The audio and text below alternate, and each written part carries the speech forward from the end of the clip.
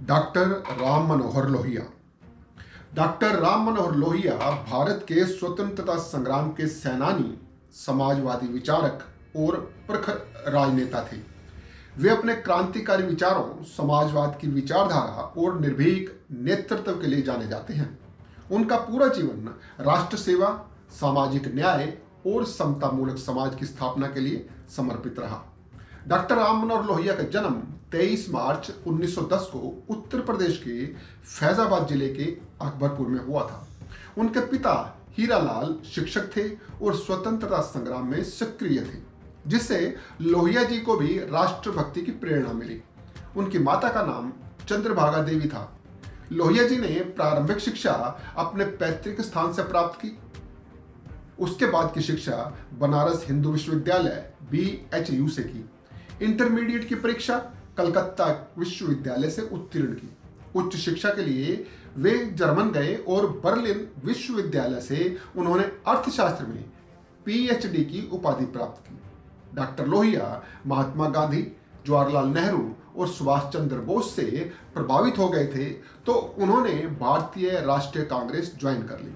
1934 में डॉक्टर लोहिया ने जयप्रकाश नारायण, आचार्य नरेंद्र देव जैसे नेताओं के साथ मिलकर कांग्रेस सोशलिस्ट पार्टी CSP की स्थापना की। द्वितीय विश्व युद्ध के दौरान उन्होंने गुप्त रूप से स्वतंत्रता संग्राम का नेतृत्व किया।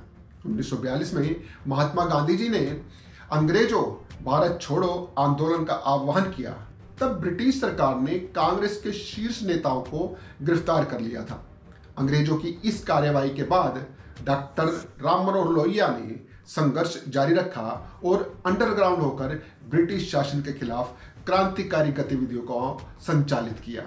इस दौरान उन्होंने गुप्त रेडियो स्टेशन के माध्यम से जनता को जागरूक करने और स्वतंत्रता संग्राम के लिए प्रेरित करने का कार्य किया।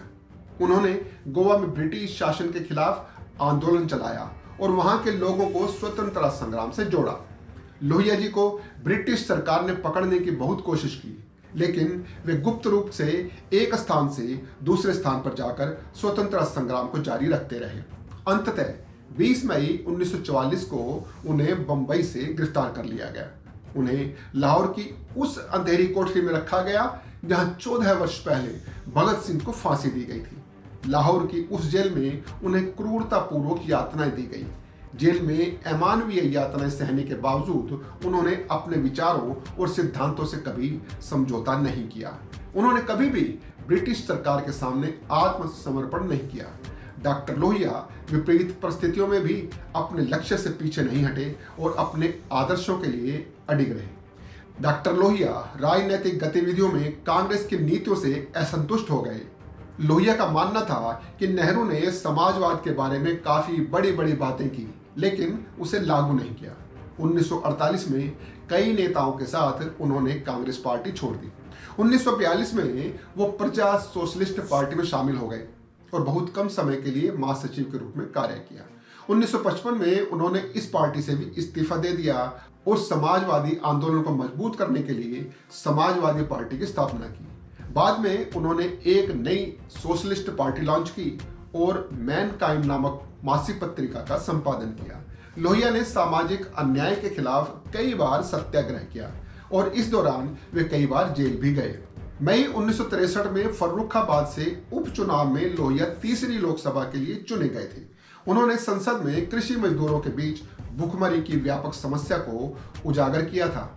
उन्होंने समाजवादी अर्थव्यवस्था का समर्थन किया। वे महिलाओं की स्वतंत्रता और समानता के पक्षधर थे। वो महात्मा गांधी के विचारों का समर्थन करते थे और अहिंसा को सबसे बड़ा हथियार मानते थे। 57 वर्ष की आयु में उन्हें मधुमेह और उच्च रक्तचाप का रोग हो गया।